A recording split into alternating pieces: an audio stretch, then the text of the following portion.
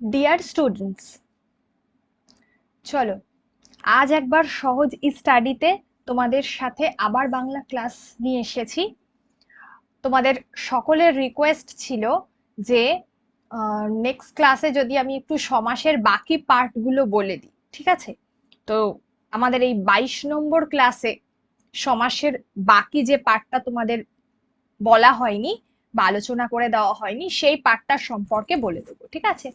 আরো একবার বলি, যারা নতুন ক্লাস করছো বা আজকেই আমার ফার্স্ট ক্লাস দেখছো, তারা কিন্তু আগের ক্লাসগুলো দেখতে থাকো, বা আগে হয়তো সমাসের বিভিন্ন যে আরো শ্রেণী বিভাগ যেগুলো রয়েছে বা সমাস কাকে বলে এই সমস্ত ডিটেলস গুলো নিয়ে আলোচনা করেছি।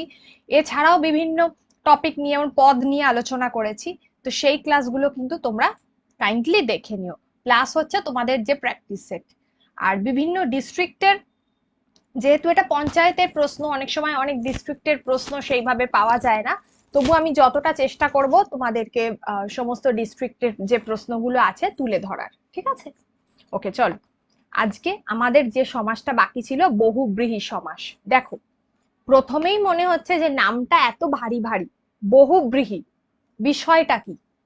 বিষয়টা হলো, বহুব্রীহিকে যদি এত ভারী একটা শব্দ দিয়ে না ভেবে যদি আমরা এইভাবে ভাবি যে বহুব্রীহি সমাস হচ্ছে সেই সমাসটা যেখানে একটা কোনো ব্যক্তির, কোনো একজন ব্যক্তির, যেখানে আমরা দেখি কোনো একটা ব্যক্তির, ঠিক আছে, ব্যক্তির কি করা হয়েছে, বর্ণনা দেওয়া হয়েছে, বর্ণনা দেওয়া হচ্ছে। সেটা ব্যক্তি হতে পারে, সেটা বস্তু হতে পারে, মোট কথা কারোর সম্পর্কে বর্ণনা আমরা দিচ্ছি, সেটা হচ্ছে বহুব্রীহি সমাস, যদি আমরা বিষয়টাকে খুব সহজভাবে দেখি। আর যদি আমরা এবার যদি বহুব্রীহি সমাসের আমরা ক্লারিফিকেশন করতে চাই, তাহলে আমরা বলবো, আমি আগেও তোমাদেরকে পড়িয়েছি যে পূর্বপদ এবং পরপদ, এই যে পূর্বপদ আর পরপদের এই যে বিষয়টা ছিল, এই পরপদ কোথাও আমরা দেখেছি যে পূর্বপদের অর্থটা হয়তো প্রাধান্য বেশি পাচ্ছে, কোথাও আমরা দেখছি পরপদের অর্থটা বেশি প্রাধান্য পাচ্ছে। এখানে যদি এই বিষয়টা না দেখে যদি দেখি যে দুইয়ের অর্থই এখানে প্রাধান্য পাচ্ছে, কোনোটাই কোনোটাকে ছাড়া হচ্ছে না, একটার দ্বারাই আরেকটার অর্থটা কিন্তু প্রধান হচ্ছে, ঠিক আছে? আমি বারবার বলছি, এখানে দুই পদের অর্থ, পূর্ব পদেরও যেভাবে গুরুত্ব রয়েছে পরপদেরও সেই একই গুরুত্ব রয়েছে, তাহলে তাকে আমরা বলবো কিন্তু বহুব্রীহি সমাস। তাহলে বহুব্রীহি সমাসে দুই পদের সমান গুরুত্ব রয়েছে, ঠিক আছে? দুই পদের সমান গুরুত্ব আছে, তাহলে খেয়াল রেখে দিও। দুটো সংজ্ঞা যদি মনে রাখতে পারো, এক, দুই পদের সমান গুরুত্ব আছে, আর এখানে কোনো ব্যক্তি বা বস্তু সম্পর্কে বর্ণনা দেওয়া হয়েছে, এই বিষয়টা যদি আমরা মাথায় রাখি তাহলে এটা বহুব্রীহি সমাস বুঝতে পেরে যাব। এবার কিভাবে সেটা আমরা উদাহরণে দেখি। দেখো, বলছে যে 10 আনন যার দশানন। দশানন কার সম্পর্কে বলা হয়? প্রথমত রাবণ সম্পর্কে। রাবণ এই ব্যক্তিটির সম্পর্কে দেখো বর্ণনা দিয়েছে কিভাবে না, 10 আনন, তার 10টা মাথা। আনন মানে হচ্ছে মাথা, যার 10টা মাথা আছে তাকে আমরা বলছি 10 আনন, ঠিক আছে? যার 10টা মাথা রয়েছে তাকে আমরা বলছি 10 আনন। এখানে রাবণের কথাই কিন্তু প্রকাশিত হয়েছে, এখানে রাবণের কথা প্রকাশিত হয়েছে। ওকে, চলো এবার এই জাতীয় আমরা আরো দু একটা সংজ্ঞা দেখি। যেমন দেখো, মহাদেব শিব সম্পর্কে বলছে যে ত্রিলোচন যার, তিনটে যার চোখ, ঠিক আছে, তিনটে যার চোখ, সে হচ্ছে ত্রিলোচন। এই যে যার, এই যে শব্দটা, এই যার বিষয়টা কিন্তু বহুব্রীহি সমাসে থাকে, কারণ যেহেতু এটা কোনো ব্যক্তির বর্ণনা করছে বা বস্তুর বর্ণনা করছে, সেই জন্য এটাকে আমরা কিন্তু এই যার বিষয়টা থাকবেই। বহুব্রীহি সমাস মানে যখন আমরা ব্যাস বাক্য করব, এই যার থাকবে। পীতাম্বর, পীত অম্বর যার, পীত অম্বর অর্থাৎ শ্রীকৃষ্ণের যে গায়ের যে রং, যে ময়ূরকণ্ঠী, সেই পীত রং, ঠিক আছে? এই বিষয়টাকে হলুদ বর্ণের, যেটাকে আমরা বলে থাকি শ্রীকৃষ্ণ। আচ্ছা, এবার হলো চন্দ্রশেখর, এটাও মহাদেব সম্পর্কে বলছে, চন্দ্রশেখরে আছে যার, মানে মাথার উপর যেটাকে বলা হয়, ঠিক আছে? তাহলে এই বিষয়গুলো দেখো সবগুলো কিন্তু বহুব্রীহি সমাসের উদাহরণ। ঠিক এইভাবে ব্যাস বাক্যটা করতে হবে। ব্যাস বাক্য দেওয়া থাকবে, তোমরা এইভাবে আইডেন্টিফাই করবে যে এটা হচ্ছে বহুব্রীহি সমাস। চলো নেক্সট। বহুব্রীহি সমাসের ক্ষেত্রে আমরা দেখি যে বিভিন্ন ধরনের শ্রেণী বিভাগ আছে।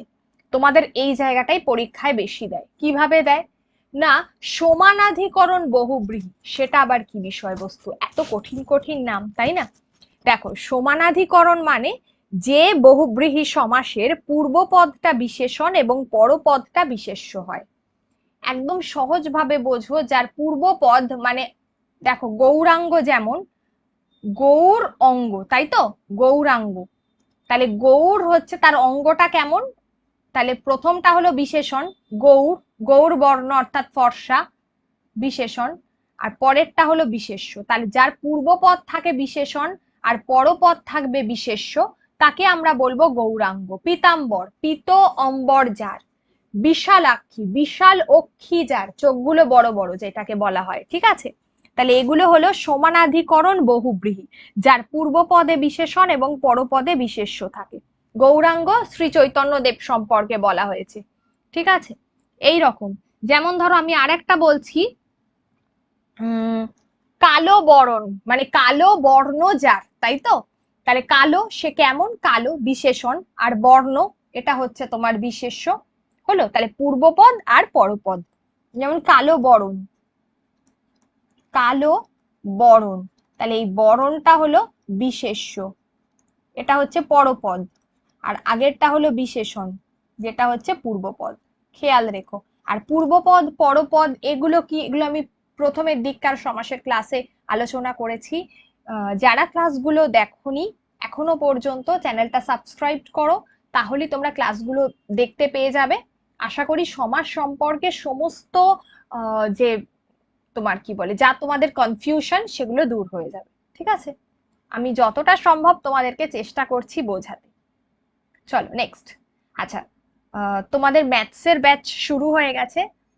বাংলা ক্লাস করতে করতে তোমরা কিন্তু ম্যাথসও করতে থাকো। সামনে তোমাদের অনেক এক্সাম, পিএসসি ক্লার্কশিপ রয়েছে, মিসলেনিয়াস রয়েছে, জুন মাসে রেলের পরীক্ষা আসছে।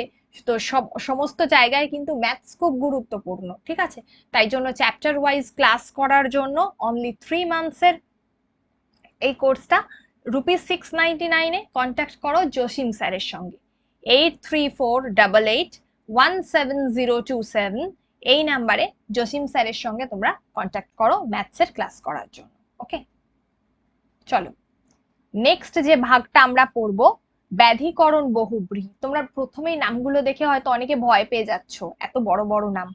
ব্যাধিকরণ বহুব্রীহিটা কি, যদি আমরা এখানে খুব সহজভাবে বুঝি, এত সংজ্ঞা কঠিন ভাবে বুঝো না, যেটা হচ্ছে পূর্বপদ এবং পরপদ এই দুটো পদেই বিশেষ্য পদ রয়েছে। পূর্বপদ আর পরপদ এই দুটোতেই বিশেষ্য পদ রয়েছে, দুটোতেই বিশেষ্য পদ রয়েছে।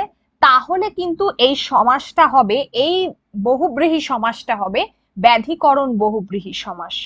আরেকটা কি, যেটা হচ্ছে অধিকরণ কারকে আমরা যে বিভক্তিগুলো দেখি, কারক আমি পড়াবো, তো অধিকরণ কারকে এ তে এই বিভক্তিগুলো আমরা খুব বেশি দেখি, ঠিক আছে? তো এই বিভক্তিগুলো মূলত এই ব্যাধিকরণ বহুব্রীহি সমাসে দেখতে পাই। যেমন দেখো আমি এক্ষুনি বলছি, শুল পানিতে যার, দেখো কোথায়, পানিতে, দেখেছো এ তে বললাম না, অধিকরণ কারকে এ তে এই বিভক্তিগুলো দেখা যায়। ওকে, তাহলে শুল পানি। পাপে মতি যার, দেখো এ বিভক্তি, কোথায় মতি, পাপে, পাপ মতি, ঠিক আছে? পাতায়, দেখো পাতায় বাহার যার, উন্তস্ত অ বিভক্তি, পাতায় বাহার যার। বিনা পানি, বিনা পানিতে যার, মা সরস্বতী সম্পর্কে বলা হয়েছে, বিনা পানিতে যার, ঠিক আছে? তাহলে দেখলে যে এখানে দুটোই, এই বিনা আর পানি দুটোই বিশেষ্য পদ, ঠিক আছে? কিন্তু এখানে শূন্য বিভক্তি, শুল পানি। পাপে মতি যার, পাপ আর মতি দুটোই বিশেষ্য পদ, তাহলে এখানে শর্তটা কি হবে, দুটোই বিশেষ্য পদ হবে। আর এখানে অধিকরণ কারকে এ তে উন্তস্ত শূন্য বিভক্তি, এই যে বিভক্তিগুলো অধিকরণ কারকে আমরা দেখতে পাই, আরো ডিটেলে যখন কারক পড়বো জানতে পারবো যে যে বিভক্তিগুলো আমরা দেখতে পাই সেগুলোই কিন্তু ব্যাধিকরণ বহুব্রীহি সমাসে দেখা গেছে। চলো নেক্সট, ব্যতিহার বহুব্রীহি। ক্লাস কেমন লাগছে এটা কিন্তু জানাবে অতি অবশ্যই, ঠিক আছে। ব্যতিহার বহুব্রীহি, যে বহুব্রীহি সমাসে, ব্যতিহার বহুব্রীহিটা কি, পরস্পর যে ক্রিয়া বিনিময় হচ্ছে, মানে তুমি যে কাজটা করছো অন্যজন একই কাজ করছে পরস্পরের। আর এখানে পূর্বপদের যে শেষ, সেখানে আ অথবা ও এবং পরপদের শেষে ই বসে, আ অথবা ও আর পরপদের শেষে ই বসে, ঠিক আছে। তাহলে এখানে দুটো ক্রিয়া, যে ক্রিয়াটা করা হচ্ছে পূর্বপদে আ,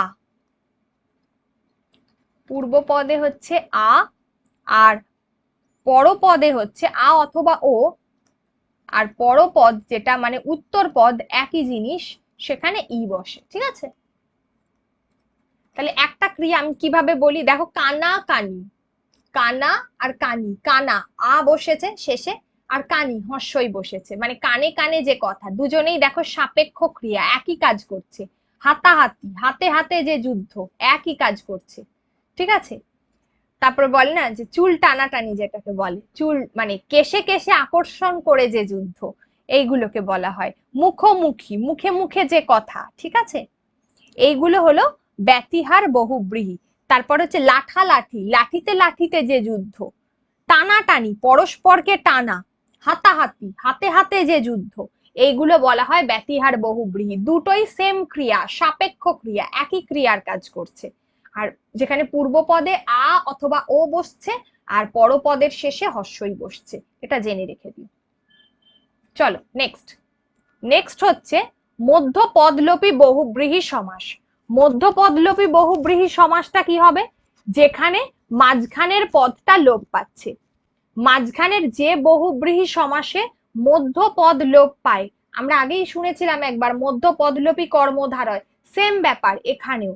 যেমন হচ্ছে দেখো, ঘরের দিকে মুখ যার, ঘর মুখ, ঘর মুখ কি দেখো, ঘরের দিকে, এই যে দিকেটা এটা মধ্যপদ ছিল, যখন আমরা ব্যাস বাক্য করছি তখন এটা ছিল, কিন্তু যখন আমরা সমস্যমান পদ দেখছি তখন এটা উঠে গেল, দিয়ে ঘর মুখ হয়ে গেল। ওকে, তারপরে কি দেখো, সোনার মতো অশ্রুমুখী, এই যে মতো দেখো উঠে গেল, যখন আমরা ব্যাস বাক্য করছি তখন আছে, এই যে মধ্যপদ, যখন আমরা সমস্যমান পদটা পাবো তখন কিন্তু সেটা উঠে যাবে। তাহলে মধ্যপদলোপী যে কর্ম, এই মধ্যপদলোপী কর্মধারয় আর মধ্যপদলোপী বহুব্রীহি, তফাৎ একটাই, কর্মধারয় কোনো ব্যক্তির সম্পর্কে বলা হয়নি, দুটোতেই মধ্যপদ লোপ পাচ্ছে, কিন্তু কি হচ্ছে এখানে যেহেতু ব্যক্তি সম্পর্কে বলা হচ্ছে, তাই জন্য শেষে একটা যার বসেছে, দেখো অশ্রুপূর্ণ মুখ যার, একটা ব্যক্তি, ঠিক আছে। তারপরে ধরো আমি বললাম মৃগ নয়না, একটা শব্দ হচ্ছে মৃগ নয়না, বিষয়টা কি হবে মৃগ নয়নাতে, মৃগ নয়নাতে হচ্ছে মৃগের ন্যায় নয়ন যে নারীর, মৃগের ন্যায় নয়ন, চোখ দুটো, ঠিক আছে, মৃগের ন্যায় নয়ন যে নারীর, মানে হরিণের মতো, মৃগের ন্যায় নয়ন যে নারীর। তাহলে দেখছো কোন নারীর বর্ণনা দিয়েছে, তাই জন্য এটা হয়েছে মৃগ নয়না। কোমল লোচন, কমল লোচন, কমলের ন্যায় সুন্দর লোচন যার, কমল পদ্মের মতো যার সুন্দর চোখ, কমল লোচন, ঠিক আছে। তাহলে এইগুলো হলো মধ্যপদলোপী। এই মধ্যিখানের এই যে ন্যায় শব্দটা দেখো উঠে যাচ্ছে, বিষয়টা একই, কর্মধারয়ের সঙ্গে মধ্যপদ দুটোতেই লুপ্ত হচ্ছে, কিন্তু ওখানে যার শব্দটা বসে না, কারণ ওখানে কোনো ব্যক্তির বর্ণনা নেই, এখানে ব্যক্তির বর্ণনা রয়েছে, সেই জন্য যার শব্দটা বসছে। চলো নেক্সট, সহার্থক বহুব্রীহি। সহার্থক বহুব্রীহিটা কি, সহার্থক বহুব্রীহি হচ্ছে যে বহুব্রীহি সমাসে সহার্থক পদের সঙ্গে বিশেষ্য পদের সমাস হয়। কিভাবে, যেমন ধরো সদয়, দয়ার সহিত বর্তমান, ঠিক আছে, মানে সদয় সহার্থক পদের সঙ্গে, মানে দয়ার সঙ্গে বিশেষ্য পদ রয়েছে, ঠিক আছে, দয়ার সঙ্গে বিশেষ্য পদ। সহ মানে এখানে হচ্ছে স, যেমন সবল, বলের সহিত বর্তমান, ঠিক আছে, অর্থে সার্থক, অর্থের সহিত বর্তমান, সবান্ধব, বান্ধব বন্ধুর সহ বর্তমান, ঠিক আছে। এই যে পূর্ব পদের সঙ্গে বিশেষ্য পদের একটা সমাস হচ্ছে, মানে ওই সহার্থক যে পদটা রয়েছে তার সঙ্গে বিশেষ্য পদের সমাস হচ্ছে। ওকে, এখানে হচ্ছে সস্ত্রীক, স্ত্রীর সহিত বর্তমান, সস্ত্রীক। ঠিক আছে, তাহলে এইগুলো হলো সহার্থক বহুব্রীহি। এবার যেহেতু আমরা সহার্থক বললাম, মানে সাথে কিছু একটা ছিল, নেক্সট যেটা পড়ছি সেটা হচ্ছে নঙর্থক, মানে সাথে কিছু নেই। নঙর্থক মানে নাবাচক। নঙর্থক, আমরা নঙর্থক এই শব্দটা কোথায় পড়েছিলাম? নং তৎপুরুষে পড়েছিলাম। দেখো, মনে করে দেখো, নং তৎপুরুষে ছিল এই বিষয়টা। কি ছিল নং তৎপুরুষে? যেখানে নাবাচক শব্দটা আগে আসবে, এক্ষেত্রেও ঠিক তাই, নাবাচক শব্দটা আগে বসবে। কিন্তু এক্ষেত্রে কোনো ব্যক্তি বা বস্তুর কথা বলা হয়েছে। অজ্ঞান, কোনো একজন ব্যক্তি অজ্ঞান, তাই তো? নেই জ্ঞান যার, সেই তো অজ্ঞান। নেই সীমা যার, সেই হলো অসীম। নেই হায়া, মানে যার লজ্জা নেই, সে হচ্ছে বেহায়া, তাই তো? তাহলে এগুলো হচ্ছে নঙর্থক বহুব্রীহি, নঙর্থক বাক্য, যেখানে আগে নাবাচক শব্দটা অলওয়েজ আগে বসে। এটা খেয়াল রেখো, নাবাচক শব্দটা অলওয়েজ আগে বসবে নঙর্থক বহুব্রীহিতে। আর যে ব্যক্তি সম্পর্কে বলা হচ্ছে বলে এটা খেয়াল রাখবে, অজ্ঞান মানে নেই, অজ্ঞান করে দিও না, নেই জ্ঞান যার, সেই তো অজ্ঞান, এটা বুঝে নিতে হবে। নেই সীমা যার, সেই তো অসীম। তাহলে এই অর্থটা কিন্তু এখানে দুটো অর্থই প্রাধান্য পাচ্ছে, খেয়াল রাখবে এগুলো করবার সময়, যেন বাক্যতে অর্থটা ঠিক থাকে। চলো নেক্সট হলো অলুক বহুব্রীহি। অলুক মানে কি? লুপ্ত। আমরা জানি যেটা হচ্ছে অলুক মানে লুপ্ত। আমরা যখন তৎপুরুষ পড়েছিলাম ওখানে এই ব্যাপারটা ছিল, দেখা যাচ্ছে না। তো এক্ষেত্রে বিভক্তিটা লোপ পায় না। যেমন দেখো, ছড়ি হাতে আছে তো, ছড়ি হাতে, ছড়ি যার, হাতে আছে। তাহলে এই যে হাতে, কোথায় না হাতে, একার। দেখো, কিন্তু আমরা কি জানি, অলুকের লোপ মানে অন্যান্য বহুব্রীহি সমাস হলে অলুক মানে ব্যাপারটা লোপ পাওয়ার কথা, কিন্তু এখানে কি হচ্ছে, পূর্ব পদে বিভক্তিটা লোপ পাচ্ছি না, বিভক্তি লোপ পায় না। দেখো, হাতে ছড়ি যার, দূর থেকে দর্শন যার, দূরদর্শন, দূরদর্শন, ঠিক আছে? দেখো, দূর, এখান থেকে বিভক্তি গুলো লোপ পাচ্ছে না। ওকে, এগুলো হচ্ছে তোমার অলুক বহুব্রীহি সমাস।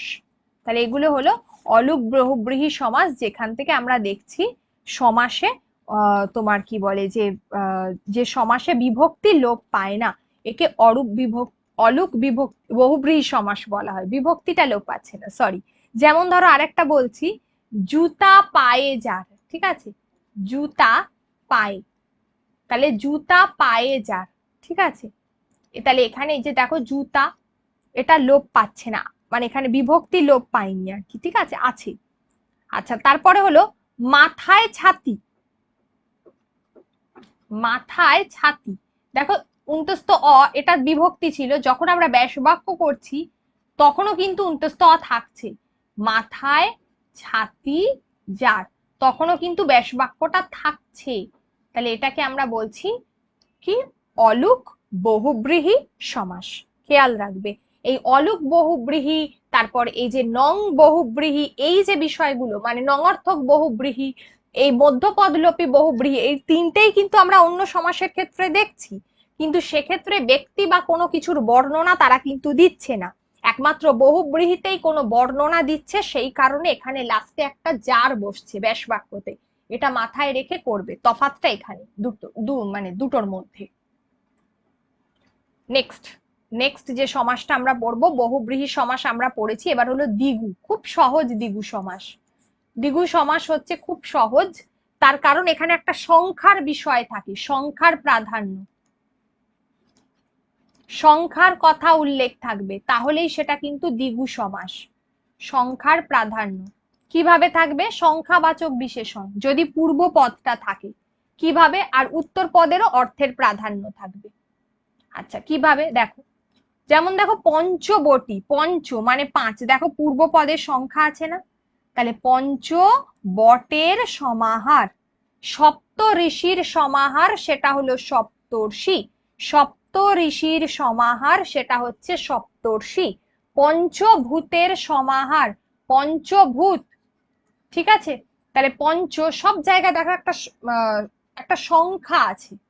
যেমন তিন মাথার সমাহার, তে মাথা। শত অব্দের সমাহার, ঠিক আছে, শত অব্দের সমাহার, যেটা হচ্ছে তোমার শতাব্দী।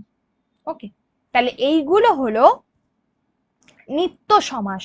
যে সমাসের কোনো ব্যাস বাক্য হয় না, ব্যাস বাক্য গঠনের জন্য এখানে অন্য পদের প্রয়োজন হয়। তাহলে যে সমাসের জন্য কোনো ব্যাস বাক্য গঠন হয় না, ব্যাস বাক্য গঠনের জন্য অন্য পদের প্রয়োজন হয়, তাকে বলা হচ্ছে নিত্য সমাস। এখানে সংখ্যা একটা থাকবে, এখানে দেখো প্রত্যেকটাতে সংখ্যা রয়েছে।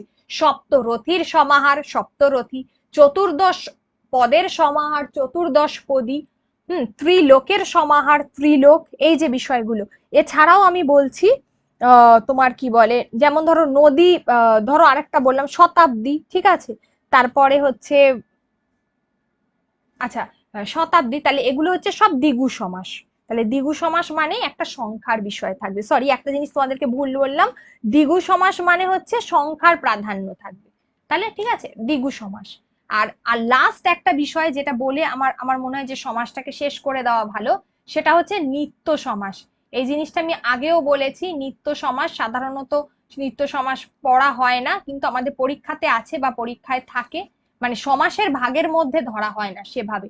অর্থাৎ যে সমাসে কোনো ব্যাস বাক্য নেই, কোনো নির্দিষ্ট ব্যাস বাক্য হয় না, যে সমাসে ব্যাস বাক্য হয় না, কি হচ্ছে শুধুমাত্র সেখানে যেটা হয় নিত্য সমাসের ক্ষেত্রে, যে অন্য পদের প্রয়োজন হয়, ব্যাস বাক্যটা করবার জন্য অন্য পদের প্রয়োজন হয়।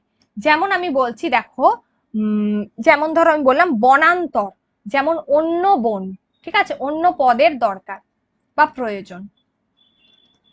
যেমন হচ্ছে অন্য বন হলো বনান্তর, দেখবে একটা এই লাস্টে দন্তের নয়ে তয় যে ওয়ার্ড গুলো রয়েছে সেগুলোতে নিত্য সমাস, অন্য বন। তারপরে হচ্ছে দেখো আরেকটা হচ্ছে গ্রামান্তর, একই অন্য গ্রাম। যেমন ধরো আরেকটা হলো তোমার দিনান্তর, যেমন হচ্ছে অন্য দিন, ঠিক আছে, এই যে দিনান্তর, অন্য দিন,